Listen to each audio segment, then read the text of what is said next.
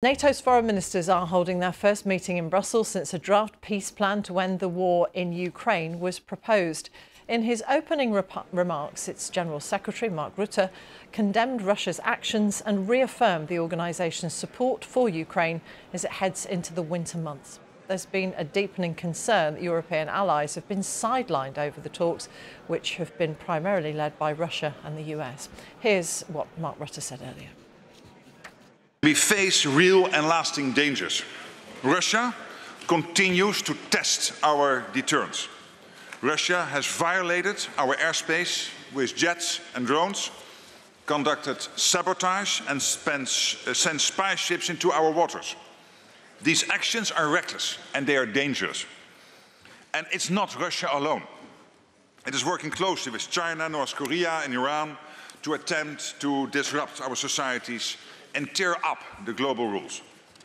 They are preparing for long-term confrontation. And we are responding with strength, unity and resolve. European allies and Canada are really stepping up defence investments, and that's good. But we cannot afford to rest on our laurels. We all need to pull our weight and fast.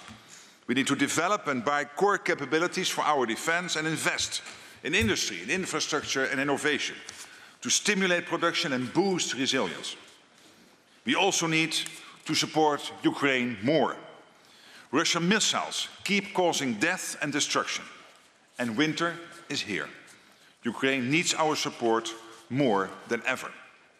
We all want the bloodshed to stop, and I strongly welcome President Trump's continued efforts to end this war. Meanwhile, we must accelerate our contributions to Pearl to get urgently needed equipment to Ukraine so that it can defend itself today and prevent aggression in the future. Mark Rutte. Well, ahead of the meeting, the UK pledged £10 million to support the repair of energy infrastructure in Ukraine that's been damaged by Moscow's attacks. Here's the Foreign Secretary, Yvette Cooper.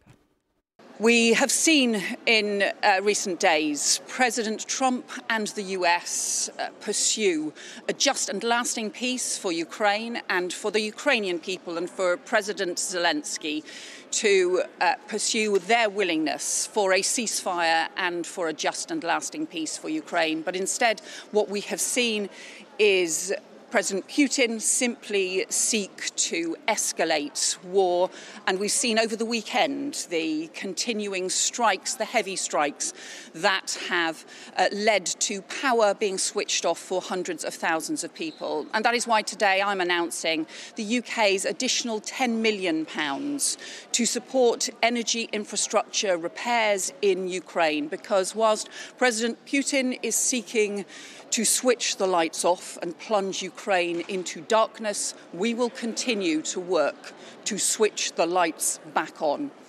And we will continue to show our support for the Ukrainian people, for the sovereignty of Ukraine, and for a just and lasting peace with the security of Europe and the security of NATO at its heart. Thank you. Yvette Cooper. Well, it comes the day after talks in Moscow between President Putin and the US envoy Steve Witkoff ended without a breakthrough. Russian negotiators described the 5-hour meeting as productive and useful, but the Kremlin said there was still much work to do. Let's speak to our correspondent Joel Gunter, who's in Kiev. Where are we left then with these talks, Joel? We're left a little bit where we were yesterday. There was not a great expectation here in Kyiv of a breakthrough last night. There were, as you mentioned, 5 hours of talks. The language coming out of the Kremlin after that saying that they were constructive, rich in substance. But it's clear that the Russians still find certain points on this draft peace plan unacceptable. There are still red lines on both sides. I've been speaking to members of the Ukrainian parliament this morning.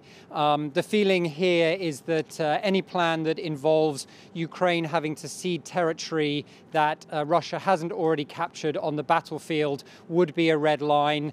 And the other key red line here for the Ukrainians is security guarantees from their European and US partners. So waking up this morning here in Kyiv, still a feeling of quite a long way to go, and still clear red lines on both sides. What, though, Joel, is the role for Europe in this? Because we were hearing that NATO feel that they're somewhat on the European continent being sidelined.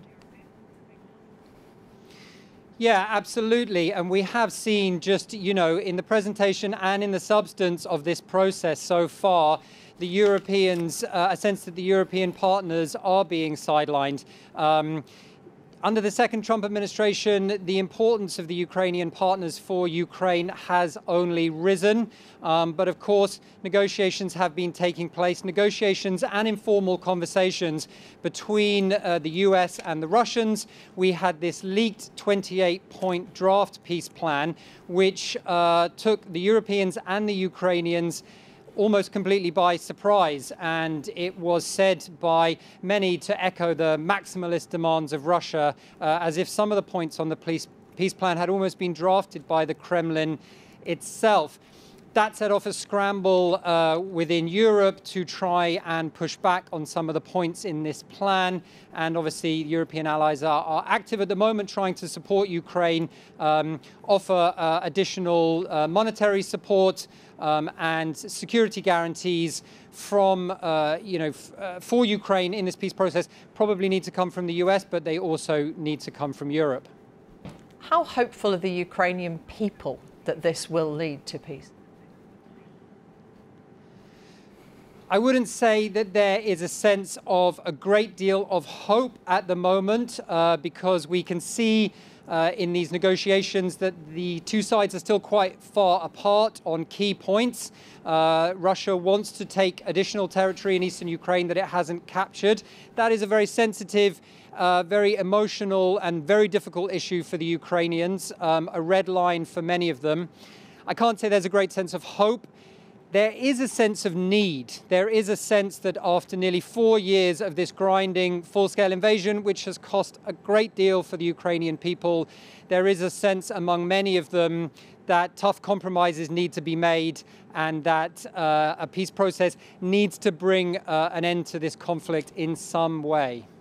Joel, for the moment, thank you very much. Joel Gunter, our correspondent in Kyiv. Let's speak to Michael Bosacue, a non-resident senior fellow at the Atlantic Council's Eurasia Centre and the founder of the World Briefing Report on Substack. Michael, good to have you here with us on BBC News. How meaningful have these talks been so far?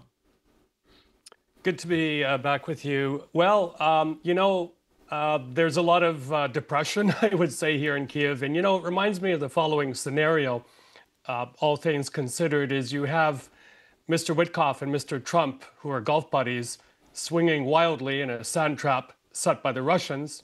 Meanwhile, you have Mr. Putin way up the fairway, laughing all the way. You have the Europeans outside of the golf course still trying to understand the nature of golf. And then you have Mr. Zelensky stuck in the golf cart trying to get in on the action. So what the Ukrainians need right now, as your correspondent hinted at, are weapons, weapons, and weapons. There is some good news that their own production of military weapons represents about 50% of what they need, but still a lot more needed at the moment, especially after Mr. Putin's threats in the past 48 hours, I believe, to blockade, sea blockade Ukraine. They don't have the naval capability to do that, so that'll be done by drones and missiles, and I fear for the city I'm based in, Odessa, because of that statement.